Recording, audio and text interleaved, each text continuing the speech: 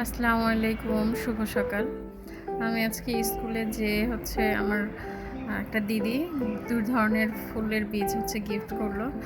তো আমি ছাদে আসবো এর আগ মুহূর্তে আমি বাসায় স্কুল থেকে আসার পর বাসায় ঢোকার সাথে সাথেই আমার বর আমাকে গুড নিউজ দিচ্ছে খুব খুশি হয়ে যে রজনীগন্ধা গাছে ফুল আসছে। আমি তো তাড়াতাড়ি আবার চলে আসলাম ছাদে। কে যেন আবার ফুল সাজাইছে। যাই হোক, আমি বীজটা গাছ নয়নতারার বীজটা ছাড়াই দিব মাটিতে।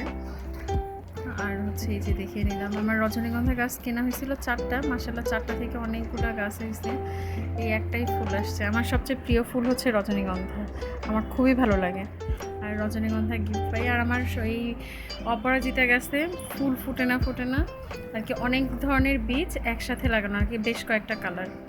তো এটা সাদার এক সাইড দেখি হালকা একটু বেগুনি টাইপের বর্ডার আসছে, সাদা একদম পিওর সাদা ছিল, এটা নতুন এক ধরনের দেখলাম।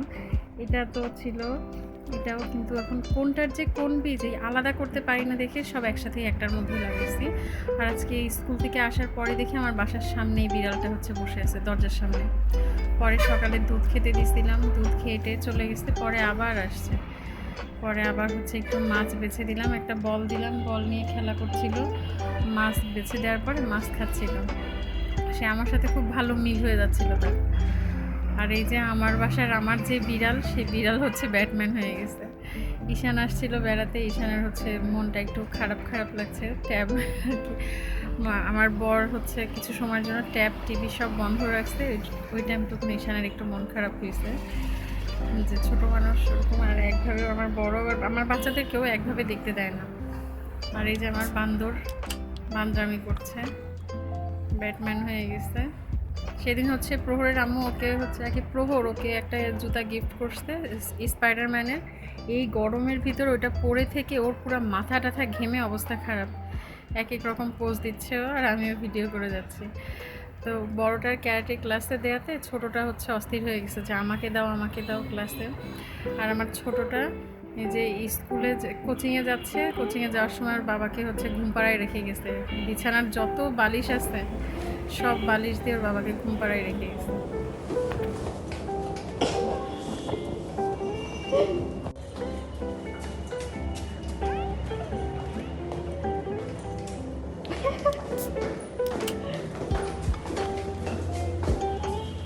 উপরে যে 7 তলায় যে ব্যাচেলার ছিল সেই ছেলেরা যখন নতুন উঠছিল তখন ওদের কাজ ছিল ঝালমুড়ি টালমুড়ি খাবে, টিস্যু দিয়ে মুখ টুক মুছবে, সেখানে ফেলে রাখতো যাওয়ার সময় আর কি, নিচ থেকে উপরে যাওয়ার সময়।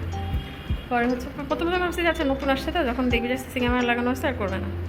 তোমার ছাদে যে গাছ ভেঙে রাখে আর কি, ওর সাথে শত্রুতা কি জানি না, ও আমার কাছ থেকে চাবি নিয়েছিল যে চাবিটা দেন, আমি একটু করে দিয়ে যাচ্ছি। ওই চাবি নিয়ে যেয়ে আবার চাবি বানাইছিল। তো এটা টের পেয়ে যাওয়ার পরে প্রায় অনেক দিন পরে 2-3 মাস পরে যখন ও টের পাইছে যে চাবি বানাইছে আর কি, ধরা পড়ে গেছে, তখন চাবিটা নিয়ে নিছে। তারপর থেকেই শুরু করছে ছাদে গাছ ভেঙে দিবে, এখানে ময়লা ফেলবে। পরে এই ক্যামেরাটা এই করছে যে এটা ছাদে লাগাবে গাছ ভাঙে কি এটা দেখার জন্য। আর এইখানে যে ক্যামেরা আছে ছেলে খেয়ালই করেনি, ময়লা রাখছে, টিস্যুটা মুখ মুছে আর কি ওর ইউজ করা টিস্যু যেখানটা রেখে দিচ্ছে গাছের উপরে। পরে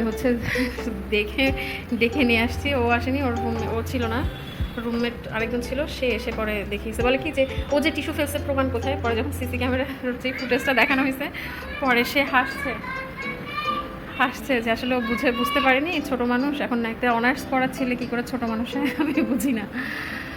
আচ্ছা যাই হোক, যে এটা তো শত্রুতা না, গাছ ভাঙবে এই জিনিসটা আমার সাথে তো ধরলাম যে ওদের সাথে আমাদের কোনো কারণে ঝগড়া বা কোনো কিছু শত্রুতা। গাছটা ভেঙে মজা পাবে কি? গাছটা যে ভাঙছে, গাছ কি ওর কোনো ক্ষতি করছে যে গাছ ভাঙবে? তারপর এত সুন্দর আমার যে গাছটা ভাঙছে আমি পরে ছাদে গেলে দেখাবো। মেজাজটাই গরম হয়ে গেছে।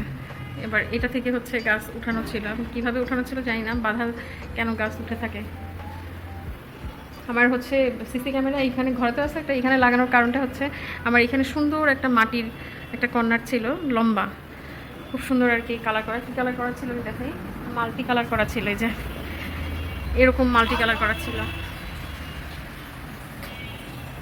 এই যে এইটার মতো মাল্টি কালার করা ছিল লম্বা।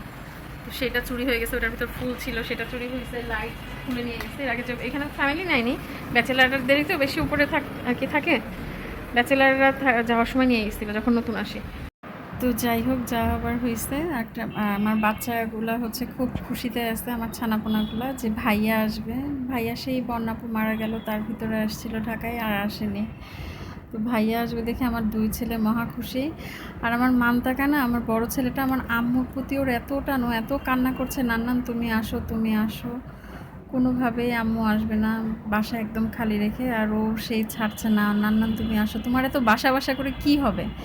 সবার নানু ঢাকায় আসে বেড়াতে, আর আমি বলবো যে আমার নানু বাড়িতেই থাকে শুধু। ওর কান্নাকাটিতেও কোনো কাজ হয়নি। তো ভাইয়া আসবে, সহি সালামতে যেন কালকে চলে আসতে পারি, দোয়া করি। সবাই আমাদের জন্য দোয়া করবেন। আল্লাহ হাফেজ।